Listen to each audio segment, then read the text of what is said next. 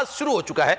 इंतखाबात से मुतालिक सुप्रीम कोर्ट के फैसले का जायजा लिया जा रहा है। हुकूमत की कानूनी टीम की वजीर आजम को फैसले पर ब्रीफिंग दी जा रही है।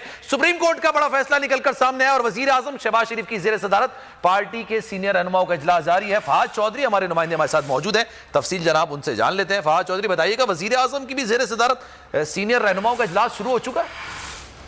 जी बिल्कुल, सुप्रीम कोर्ट का फैसला आने के फौरन बाद वजीर आजम हाउस में वजीर आजम शहबाज शरीफ की जेर सदारत पार्टी के सीनियर वफाकी वज़रा और रहनुमाओं का इजलास शुरू हो गया है। इस इजलास में कानूनी टीम जो है वो सुप्रीम कोर्ट के फैसले पर ब्रीफिंग दे रही है और जराये के मुताबिक अटॉर्नी जनरल शहजाद अता इलाही भी सुप्रीम कोर्ट का तहरीरी जो फैसला है वो लेकर वजीर आजम हाउस पहुंच चुके हैं और इस फैसले पर तफसीली ब्रीफिंग लेने के बाद कानूनी टीम से वजीर आजम जो है वो इस पर मजीद जो है फैसला करेंगे कि आइंदा हुक्मरान जमात की हिकमत अमली क्या होगी। जी ठीक है जनाब, थैंक यू सो मच। सारी सूरत हाल से आप अजहर सिद्दीक साहब भी हमारे साथ मौजूद हैं और नीलम भी हमारे साथ